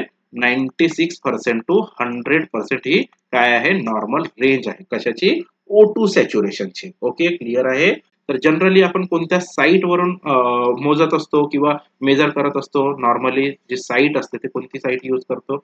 मोस्ट कॉमनली जी साईट आहे ते आपण फिंगर टिप्सचा यूज करतो. ओके, कशाचा यूज करतो? फिंगर टिप्सचा यूज करतो. त्या व्यतिरिक्त आपण फोरहेड वरती पण घेऊ शकतो. ओके, किंवा जे आपले इयर लोब्स असतात, इयर लोबचा मध्ये सुद्धा आपण काय करू शकतो? O2 सॅच्युरेशन मेजर करू शकतो. किंवा जो नाकाचा जो आपला उंचवट भाग असतो त्याला ब्रिज ऑफ द नोज म्हणतात. Okay, bridge of nose. तर त्यावरती सुद्धा आपल्याला काय करता येतो? O2 सॅच्युरेशन मेजर करता येतो. परंतु आता क्वेश्चन मध्ये एवढं तर विचारलं, यापेक्षा जर समजा ऍडव्हान्स मध्ये जर क्वेश्चन विचारला की जो पल्स ऑक्सिमीटर असतो तो कोणत्या प्रिन्सिपल वरती काम करतो? ओके, याचा जर का तुम्हाला प्रिन्सिपल जर विचारला तर याचा प्रिन्सिपल तुम्हाला माहित असणे खूप गरजेचं आहे. तर हा जो प्रिन्सिपल असतो ना मित्रांनो, हा बियर लॅम्बर्ट्स लॉच्या प्रिन्सिपल वरती काम करतो. ओके, कोणता? बियर लॅम्बर्ट्स लॉ प्रिन्सिपल वरती हा वर्क करत असतो किंवा याच्या बेसिस वरती वर्क करत असतो. ओके, क्लिअर आहे. ठीक आहे. तर ही जी पल्स ऑक्सिमीटर थ्रू जी आपण ऑक्सिजन सॅच्युरेशन मोजतो ना मित्रांनो, ही कन्फर्मेटरी टेस्ट नसते. ओके, काय नसते? ही कन्फर्मेटरी टेस्ट नसते. जर आपल्याला कन्फर्म जर करायचा असेल, ओके, कन्फर्म जर करायचं असेल, काय कन्फर्म करायचं आहे? O2 सॅच्युरेशन कन्फर्म करायचं आहे. तर त्यासाठी आपण मग कुठली टेस्ट यूज करणार? त्यावेळेस मग आपण एबीजी अनालिसिस करणार. ओके, कोणता अनालिसिस करणार? एबीजी. एबीजी म्हणजे काय होतं? आर्टेरियल ब्लड गॅस अनालिसिस होतो. Okay, arterial blood gas analysis. Okay, तर आर्टरी मध्ये जो ब्लड अवेलेबल आहे तर त्याचा आपण काय करणार? अनालिसिस करणार. त्याच्यामध्ये ऑक्सिजनचा कॉन्सन्ट्रेशन किती आहे ते बघणार. तर आता या ठिकाणी वर्ड कुठलेला आलेला आहे मित्रांनो? आर्टेरियल. तर मग आता आर्टरी कोणती यूज करणार? तर यासाठी आपण रेडियल आर्टरीचा यूज करतो. ओके, कोणत्या आर्टरीचा यूज करतो? रेडियल आर्टरीचा. आणि बरेचदा प्रश्न एक्झाम मध्ये प्रश्न विचारला जातो की ABG before performing ABG analysis किंवा before taking ABG sample which test should be perform. तर बघा, जेव्हा आपल्याला एबीजी सॅम्पल विड्रॉ करायचा आहे तर त्यापूर्वी आपल्याला कोणती टेस्ट करायची असते? ॲलन्स टेस्ट करायची असते. ओके, कोणती टेस्ट करणार आपण? ॲलन्स टेस्ट करणार. ओके, क्लिअर आहे. तर पल्स सॅच्युरेशन साठी आपण कसं ऑक्सिजन सॅच्युरेशन कसं मेजर करतो? आयदर पल्स ऑक्सिमीटरने करू शकतो किंवा मग कन्फर्मेटरी मेथड कशी कोणती यूज करू शकतो? ABG analysis. तर आपण नेक्स्ट स्लाइड मध्ये बघून घेऊयात की इन्स्ट्रुमेंट कसा दिसतो. तर बघा, हा जो इन्स्ट्रुमेंट दिसतोय तर हा काय आहे? पल्स ऑक्सिमीटर आहे. ओके, तर पल्स ऑक्सिमीटर. तर पल्स ऑक्सिमीटर का बरं म्हणत असणार? पल्स वर्ड का बरं असेल? तर बघा, यामध्ये तर एकतर ऑक्सिजनचा तर सॅच्युरेशन येतोच. ओके, ऑक्सिमीटर म्हणजेच काय झालं? ऑक्सिजनचा सॅच्युरेशन. सोबतच यामध्ये पल्स सुद्धा दिसून येते की पल्स किती आहे. ओके, त्या पर्सनचे पर्टिक्युलर पल्सचे, पेशंटचे पल्स आता पर्टिक्युलर टाइम मध्ये किती आहे ते सुद्धा आपल्याला त्याच्यामध्ये मेजर करता येतात. ओके, क्लिअर आहे. तर या ऑप्शन क्वेश्चन नंबर 10 चा आन्सर काय होता? Option A, pulse oximeter. Next question बघूया. नेक्स्ट क्वेश्चन है question number 11. The nurse prepares to give a 1-year-old child an intramuscular injection for an oncology disorder. The best site for this injection would be. तर बघा मित्रांनो, question मध्ये काय म्हटलेलं आहे की एक नर्स आहे, ती काय करत आहे? एक 1-year-old चाइल्डला इंट्रामस्क्युलर इंजेक्शन देत आहे. ऑन्कोलॉजिकल इमर्जन्सीचा पेशंट, ऑन्कोलॉजिकल डिसऑर्डरचा पेशंट आहे, त्याला आपण काय करणार आहोत? इंट्रामस्क्युलर इंजेक्शन देणार आहोत. तर बेस्ट साईट कोणती असायला पाहिजे? तर बघा, आपण एकतर आपण डेल्टॉइड मध्ये देऊ शकतो. साईटचा जर विचार केला, इंट्रामस्क्युलर साईटचा जर विचार केला तर डेल्टॉइड मध्ये देता येतो किंवा वास्टस लॅटरॅलिस मध्ये सुद्धा देता येतो किंवा आपण वेंट्रोग्लुटियल अशा ह्या साईट्स आहेत, या साईट्स मध्ये देता येतात. परंतु आपल्याला कंडिशन मध्ये काय म्हटलेलं आहे की 1-year-old चाइल्ड आहे. ओके, चाइल्ड कसा आहे? 1-year-old चाइल्ड आहे. तर त्यावेळेस आपण कोणत्या साईटवरती, यापैकीच्या कोणत्या साईटवरती? तर बघा, ज्या वेळेस आपल्याला आपला जर क्लायंट बिलो 3 इयर्स ओल्ड असेल, ओके, किती एज आहे त्याची? बिलो 3 इयर्स एज जर असेल तर त्यावेळेस 3 वर्षापेक्षा जर कमीचा जर आपला जर क्लायंट असेल तर त्यावेळेस ऑलवेज आपण वास्टस लॅटरॅलिस साईट वरती इंजेक्शन देत असतो. कोणती साईटचा यूज करणार? Vastus lateralis. ओके, तर ऑप्शन बघून घेऊयात. Option A, deltoid muscle. Option B, dorsogluteal. Option C, vastus lateralis. तर बघा मित्रांनो, या ठिकाणी आपल्याला आन्सर मिळालेला आहे ऑप्शन सी, वास्टस लॅटरॅलिस. आणि जर का या ठिकाणी 1-year-oldच्या ऐवजी समजा जर असं जर आलेलं असतं लिहून अडल्ट पेशंट आहे, ओके, क्वेश्चन मध्ये जर अडल्ट पेशंट जर असता तर त्यावेळेस मग आपण वेंट्रोग्लुटियल साईट मध्ये देतो. ओके, मोस्ट कॉमनली अडल्ट मध्ये कोणत्या साईट वरती देतो? वेंट्रोग्लुटियल. ओके, तर या ठिकाणी जो वेंट्रोग्लुटियल दिसतोय तो कोणाला यूज होणार? अडल्ट पेशंटला यूज होणार. ओके, क्लिअर आहे.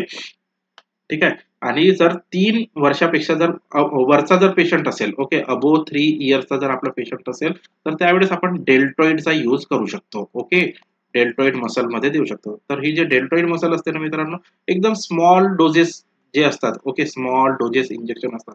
ॲज लाईक आपल्याला जर व्हॅक्सिन वगैरे जर द्यायचा असेल पेशंटला तर डेल्टॉइड मसल थ्रू देऊ शकतो. तर याची जी कॅपॅसिटी असते ना मित्रांनो, ती 2 ml असते. ओके, मॅक्सिमम आपल्याला किती ml देता येतो? 2 ml देता येतो. ओके, क्लिअर आहे. आणि जर सबक्युटेनियसचा जर विचारलं मित्रांनो, तर सबक्युटेनियस मध्ये मॅक्सिमम आपण 1 ml पर्यंत देत असतो. ओके, आणि जर वेंट्रोग्लुटियलचा जर विचारलं तर वेंट्रोग्लुटियल मध्ये आपण जनरली आपण 3 ml इतका डोस देतो. परंतु मॅक्स टू मॅक्स किंवा मोस्ट कॉमनली आपण 3 ml देतो. परंतु काही काही कंडिशन, सर्टन कंडिशन अशा येऊ शकतात की आपल्याला जास्त डोस द्यायची गरज पडू शकते. तर त्यावेळेस मॅक्झिमम आपण 5 ml डोस देऊ शकतो. ओके, कोणत्या पेशंटमध्ये? अडल्ट पेशंटमध्ये. कोणत्या साईटमध्ये? वेंट्रोग्लुटियल साईटमध्ये. ओके, क्लिअर आहे. तर क्वेश्चन नंबर 11 चा आन्सर काय होता? 1-year-old चाइल्डला आपण इंट्रामस्क्युलर इंजेक्शन वास्टस लॅटरॅलिस मध्ये देणार, म्हणजे option C is the correct answer. Okay, clear आहे. नेक्स्ट क्वेश्चन बघूया. नेक्स्ट क्वेश्चन आहे question number 12. Dose of IFA for pregnant lady in anaemia Mukt Bharat campaign. तर बघा मित्रांनो, आपल्याला काय म्हटलेलं आहे की डोज ऑफ IFA म्हणजे काय होणार? Iron folic acid. Okay, iron folic acid चा डोज कोणामध्ये? प्रेग्नंट लेडी मध्ये. कोणत्या गाईडलाईन्स नुसार? जो ॲनिमिया मुक्त भारत कॅम्पेन होता त्याच्या गाईडलाईन्स नुसार आपण किती डोस देणार? Option A 100 mg, 250 mg, option B 20 mg, 150 mg, option C 30 mg, 200 mg, option D 60 mg, 500 mcg. तर बघा मित्रांनो, आता आन्सर कडे वळण्याच्या पूर्वी थोडक्यात माहिती समजून घेऊया, त्याच्यानंतर आन्सर सुद्धा बघून घेऊया. तर बघा या ठिकाणी काय म्हटलेलं आहे की ॲनिमिया मुक्त भारत. तर बेसिकली हा ॲनिमिया म्हणजे काय होतो ते समजून घेऊया. त्यानंतर ॲनिमिया मुक्त भारत केव्हा आला, कसा आला ते सुद्धा समजून घेऊया. ॲनिमिया म्हणजे कोणती कंडिशन होते? अशा टाईपची डिसीज कंडिशन ज्यामध्ये आरबीसीचा जो काउंट असतो, ओके, नंबर ऑफ आरबीसीज काय होतात? डिक्रीज होतात. Okay, decrease RBCs.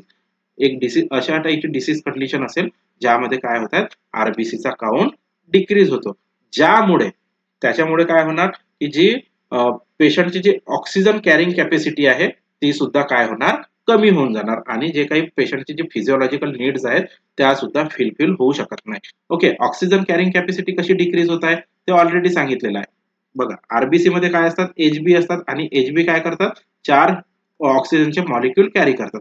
समजा आता आरबीसी कमी आहे तर एचबी सुद्धा कमी होणार. एचबी कमी झाला तर ऑक्सिजनचा लेवल सुद्धा कमी होणार. म्हणजे काय? ऑक्सिजनचा जो कॅरिंग कॅपॅसिटी आहे ती सुद्धा काय होऊन जाणार? डिक्रीज होऊन जाणार. तर त्यामुळे काय होतात? जे बॉडीची जे फिजिओलॉजिकल नीड्स आहेत त्या फुलफिल होऊ शकत नाही. ओके, तर आता ॲनिमिया कोणत्या कंडिशन? आता ॲनिमियाचे डेफिनेशन समजून घेतलं तर ॲनिमिया झालेला आहे की नाही झालेला आहे ते कसं डायग्नोज करणार? तर बघा, समजा जर पेशंट आपला अडल्ट असेल तर त्याचा जर आपण एचबीचा जर लेवल असेस केला, ओके, तर यासाठी आपल्याला काय करावं लागेल? ॲनिमिया डिटेक्ट करण्यासाठी एचबीचा लेवल डिटेक्ट करावा लागेल. त्याच्यामध्ये जेव्हा पेशंटचा एचबीचा लेवल म्हणजे अडल्ट पेशंट आहे आणि अडल्ट पेशंट मध्ये समजा जर एचबीचा level below 13 gram per decilitre जर असेल तर त्याचा अर्थ काय होणार? ॲनिमिक आहे. समजा जर पेशंट आपला नॉन प्रेग्नंट आहे, लेडी आहे परंतु नॉन प्रेग्नंट आहे, तर तशा वेळेस आपण केव्हा कन्सिडर करणार की ॲनिमिक आहे म्हणून? जेव्हा एचबीचा level below 12 gram per decilitre असेल. आणि समजा जर आपला क्लायंट प्रेग्नंट जर असेल तर त्यावेळेस केव्हा कितीने कन्सिडर करणार? जेव्हा HB below 11 gram per decilitre आहे त्यावेळेस त्याला काय कन्सिडर करणार? ॲनिमिक आहे. ओके, क्लिअर आहे. तर हा जो ॲनिमिया असतो ना मित्रांनो, हा व्हेरियस टाईपचा असू शकतो. जसं या ठिकाणी काय म्हटलेलं आहे? आयरनचा आहे किंवा मग फॉलिक ऍसिडचा, हा कंबाईन वाला झाला. ओके, आयरन आणि फॉलिक ऍसिड दोन्ही पण. तर पर्टिक्युलरली आयरनचा होऊ शकतो, पर्टिक्युलरली फॉलिक ऍसिडचा होऊ शकतो किंवा पर्टिक्युलरली व्हिटॅमिन B12 चा सुद्धा ॲनिमिया होऊ शकतो. म्हणजे डेफिशियन्सी झाली आणि त्याच्यामुळे काय होणार? ॲनिमिया होणार. किंवा व्हिटॅमिन ए ची डेफिशियन्सीमुळे सुद्धा ॲनिमिया होऊ शकतो. Vitamin A deficiency anaemia. Okay, त्याच्याने ब्लाइंडनेस वगैरे होतो. ओके, क्लिअर आहे. जो ॲनिमिया आहे ना मित्रांनो, तर या ॲनिमियाचा जो प्रॉब्लेम आहे इंडियामध्ये, तर त्याला ओव्हरकम करण्याकरिता जो गव्हर्नमेंट ऑफ इंडिया आहे, भारत सरकारने काय केलेलं होतं? जी भारत सरकारच्या अंडरमध्ये ministry of family and health welfare, okay, ministry of family and health वेलफेअरची जी मिनिस्ट्री आहे त्याच्या अंडरमध्ये ॲनिमिया मुक्त भारत कॅम्पेन 2018 मध्ये लॉन्च केलं. ओके, केव्हा लॉन्च केलं? 2018 मध्ये. तर याला ओव्हरकम करण्यासाठी 666 स्ट्रॅटेजीचा यूज करण्यात येतो. ओके, कोणती स्ट्रॅटेजी? 666 स्ट्रॅटेजीचा यूज करण्यात येतो. आता ही 666 स्ट्रॅटेजी म्हणजे काय? तर बघा, 6 बेनिफिशरीज असणार. ओके, बेनिफिशरीच्या कॅटेगरीज किती आहेत? 6 आहेत. ओके, किंवा 6 इंटरव्हेन्शन्स यूज करणार, याच्यामध्ये 6 टाईपचे इंटरव्हेन्शन यूज होणार आणि 6 इन्स्टिट्यूशनल मेकॅनिझमचा यूज होणार. ओके, इन्स्टिट्यूशनल मेकॅनिझमचा यूज होतो. ओके, तर असं जर डायरेक्टली क्वेश्चन आला 666 स्ट्रॅटेजी कशामध्ये यूज होते, तर कशामध्ये यूज होतो? ॲनिमिया मुक्त भारत कॅम्पेन मध्ये यूज होत असते. ओके, क्लिअर आहे. तर ज्यावेळेस आता ॲनिमिया मुक्त भारत कॅम्पेनचा जर विचार केला आणि आयरन फॉलिक ऍसिडचा जर डोसचा जर विचार केला प्रेग्नेंट लेडीमध्ये, तर तो 500 mcg इतका असायला पाहिजे. 60 म्हणजे काय झाला? 60 mg आयरन असणार आणि फॉलिक ऍसिड किती असणार? 500 mcg. ओके, फॉलिक ऍसिड किती? 500 mcg इतका असायला पाहिजे. तर याचा आन्सर काय असेल? Option D. बरेचदा प्रश्नांमध्ये मित्रांनो अशा सुद्धा प्रश्न विचारला जातो की जर लेडी प्रेग्नेंट आहे, ओके, प्रेग्नेंट लेडी आहे आणि त्याची एक्स्ट्रा कॅलरी किती रिक्वायरमेंट असणार? एक्स्ट्रा कॅलरी रिक्वायरमेंट किती असते प्रेग्नेंट लेडीमध्ये? तर त्यावेळेस तुमचा आन्सर किती असायला पाहिजे? जवळपास 300 kilo calorie per day extra लागतो. जेवढे काही नॉर्मल लागत आहे त्याच्यापेक्षा अजून 300 कॅलरीज पर डे एक्स्ट्रा लागणार. ओके. आणि समजा जर लॅक्टेटिंग मदर असेल, ओके, लॅक्टेटिंग मदर मध्ये ज्या कॅलरीची जर रिक्वायरमेंटचा जर विचारलं तर त्या ठिकाणी 550 किलो कॅलरीज पर डे जास्त लागत असते किंवा एक्स्ट्रा लागत असते. ओके, क्लिअर आहे. तर क्वेश्चन नंबर 12 चा आन्सर काय होता? Option D 60 mg 500 mcg. Okay, clear आहे. तर नेक्स्ट क्वेश्चन बघूयात. नेक्स्ट क्वेश्चन आहे मित्रांनो question number 13. Identify the following symbol. तर बघा मित्रांनो या ठिकाणी कोणता सिम्बॉल दिलेला आहे, असं कोणतं तरी एक सिम्बॉल दिलेला आहे आणि ते आपल्याला आयडेंटिफाय करायचं आहे. तर हा सिम्बॉल यासाठी ऍड केलेला आहे मित्रांनो, जर तुम्ही सिलेबस जर बघितला, तुमचा जो NMC चा पेपर होणार आहे त्याचा जर सिलेबस जर बघितला तर त्यामध्ये BMW म्हणजे बायोमेडिकल वेस्ट मॅनेजमेंटचे पर्टिक्युलरली मेन्शन केलेला आहे, म्हणून हा सिम्बॉल यामध्ये ऍड केलेला आहे. हा बायोमेडिकल वेस्ट मॅनेजमेंटच्या रिलेटेड आहे. तर हा जो सिम्बॉल दिसतोय हा कशाचा असेल? Option A radiation, option B cytotoxic waste, option C biohazard, option D autoclave. तर बघा मित्रांनो हा जो सिम्बॉल दिसतोय ना हा बायोहजार्डच्या रिलेटेड आहे. ओके, कशाच्या रिलेटेड आहे? बायोहजार्डच्या रिलेटेड. ठीक आहे, क्लिअर आहे. तर याचा आन्सर काय असायला पाहिजे? Option C. आणि या ठिकाणी तुम्हाला रेडिएशन हजार्ड आणि सायटोटॉक्सिक हजार्ड पण दिसतोय. तर त्याचे सिम्बॉल आपण नेक्स्ट स्लाइड मध्ये बघून घेऊया. तर बघा हा जो आतमध्ये या ट्रँगल मध्ये जर सी लिहिलेला असेल ना मित्रांनो तर याचा अर्थ काय होतो? हा सायटोटॉक्सिक वेस्ट होतो. ओके, काय होतो? सायटोटॉक्सिक वेस्टचा सिम्बॉल आहे. आणि हा जो सिम्बॉल दिसतोय ना हा आयोनायझिंग रेडिएशनचा आहे. Okay, ionising radiation. ओके, तर बघा हे आयोनायझिंग रेडिएशन म्हणजे कोणते असतात? ॲज लाईक एक्सरे झाला, MRI, सिटी स्कॅनचे जे रेडिएशन असतात किंवा UV रेज असतात, ह्या सगळ्या काय असतात? आयोनायझिंग. आणि नॉन आयोनायझिंग मध्ये कोणते येतात? जे मोबाईल टॉवर मधून जे काही फ्रिक्वेन्सीज निघतात किंवा जे रेडिएशन निघतात त्याला आपण नॉन आयोनायझिंग कन्सिडर करतो. ओके, तर हे तिन्ही पण सिम्बॉल तुम्हाला लक्षात ठेवायचे आहेत. ते दोन आधी बघितले आणि हा एक. ओके, तर क्वेश्चन नंबर 13 चा आन्सर ऑप्शन सी होता. नेक्स्ट क्वेश्चन बघूयात. Question number 14. क्वेश्चन नंबर 14 आहे which cannula number used for the blood transfusion. तर बघा मित्रांनो या ठिकाणी पर्टिक्युलरली आपल्याला काय विचारलेलं आहे की ब्लड ट्रान्सफ्युजन करायचं आहे तर त्यासाठी आपण कोणता कॅन्युला किंवा किती नंबरचा कॅन्युला आपल्याला यूज करावा लागेल? Option A 18, option B 21 gauge, option C 22 gauge, option D 24 gauge. Gauge लिहून घ्या इथे. ठीक आहे. तर बघा या हा क्वेश्चन सॉल्व्ह करायच्या पूर्वी आपल्याला व्हेरियस टाइपचे कॅन्युला समजून घ्यावं लागणार. त्यानंतर परत क्वेश्चन कडे आपण वळूयात. ओके, तर नेक्स्ट स्लाइड वरती जाऊया. तर बघा या ठिकाणी तुम्हाला व्हेरियस टाइपचे कॅन्युलास दिसून येत आहेत. तर बघा हा जो कॅन्युला दिसतोय ना पहिला किती गॉज आहे? 14 गॉज. तर 14 गॉजचा जो कॅन्युला असतो हा ऑरेंज कलरचा असतो. ओके, कोणत्या कलरचा असतो? ऑरेंज. त्यानंतरचा जो 16 गॉजचा जो कॅन्युला दिसतोय हा ग्रे कलरचा असतो. ओके, कुठला कलर आहे हा? Grey colour. त्यानंतर 17 गॉजचा कॅन्युला. 17 गॉजचा जो कॅन्युला असतो तो मित्रांनो व्हाईट कलर असतो. त्यानंतर 18 जो असतो तो ग्रीन कलरचा असतो. त्यानंतरचा 20 जो आहे तो पिंक कलरचा कॅन्युला आहे. ओके, त्यानंतर 22 जो असतो तो ब्लू कलरचा कॅन्युला असतो. त्यानंतर 24 जो आहे तो येलो कलरचा कॅन्युला आहे. आणि लास्ट मध्ये जो दिसतोय 26 गॉज हा पर्पल कलरचा कॅन्युला आहे. ओके, कुठला आहे? पर्पल किंवा मग याला आपण व्हायलेट सुद्धा म्हणू शकतो. ओके, व्हायलेट कलरचा सुद्धा कॅन्युला म्हणू शकतो. ओके, क्लिअर आहे. जो ऑरेंज कलरचा कॅन्युला आहे तर यामध्ये आता मित्रांनो फ्लो रेट समजून घेऊयात. ओके, फ्लो रेट हे कोणता कॅन्युला कितीच्या फ्लोने वर्क करतो. ओके, तर जवळपास हा जो ऑरेंजचा जो असतो मित्रांनो हा जवळपास 300 ml पर मिनिट इतका फ्लो रेट असतो. ओके, एका मिनिटाला किती ml तो ट्रान्सफ्यूज करू शकतो? 300 ml. ओके, त्यानंतरचा जो 16 नंबरचा ग्रे कलरचा जो कॅन्युला आहे मित्रांनो तो जवळपास 200 ml पर मिनिट इतका फ्लो रेट असतो. त्यानंतर 17 नंबरचा जो कॅन्युला आहे व्हाईट तो असतो मित्रांनो 145 to 150 minutes ml per minute इतका त्याचा फ्लो रेट असतो. त्यानंतर ग्रीन जो आहे मित्रांनो याचा 90 टू 95 ml पर मिनिट इतका फ्लो रेट असतो. त्यानंतर तो 20 गॉजचा जो कॅन्युला आहे. ओके, तर 20 गॉजचा जो कॅन्युला आहे म्हणजे पिंक कलरचा तर याचा जो फ्लो रेट असतो हा 54 टू 61 ml पर मिनिट असतो. तर बघा मित्रांनो हा जो ब्लू कलरचा जो कॅन्युला आहे तर याचा जर फ्लो रेटचा जर विचार केला तर हा जवळपास 36 ml पर मिनिट इतका फ्लो करतो. ओके, त्यानंतर आहे येलो कलर. तर येलो कलरचा जो नंबर किती असतो? 24. तर या 24 वरूनच हा 24 ml सुद्धा लक्षात ठेवू शकतो. तर एका मिनिटाला किती ml जाणार? 24 ml. जर रेंजचा जर विचार केला तर 18 to 20 ml पर मिनिट इतकी रेंज असते. ओके, क्लिअर आहे. आणि पर्पल किंवा व्हाईट कलरचा जर विचार केला तर हा आपल्या जवळपास 18 to 20 ml पर मिनिट इतका याचा फ्लो रेट असतो. ओके, आता आपल्याला महत्वाचं आहे की याचा यूज कुठे होणार. ओके, हे जे कॅन्युलाज आहेत तर याचा यूज कुठे होणार. तर बघा, समजा जर ऑरेंज कलरचा जर कॅन्युला जर यूज करत असणार तर आपण मोस्ट कॉमनली याला हिमोडायलायसिस साठी यूज करतो. ओके, हिमोडायलायसिस साठी कोणत्या कलरचा यूज करतो, ऑरेंज कलरचा. किंवा समजा जर पेशंटला मॅसिव्ह ब्लड ट्रान्सफ्युजन जर द्यायचा आहे, ओके, मॅसिव्ह ब्लड ट्रान्सफ्युजन जर द्यायचा आहे कोणत्या पेशंट मध्ये, जर पेशंटला आरटीए जर झालेला आहे, क्रश इंजुरी झालेली आहे, खूप सिव्हिअर पेशंट आहे आणि खूप हाय फ्लो रेट मध्ये जर त्याला जर बीटी जर करायचा असेल तर त्यावेळेस यूज करू शकतो.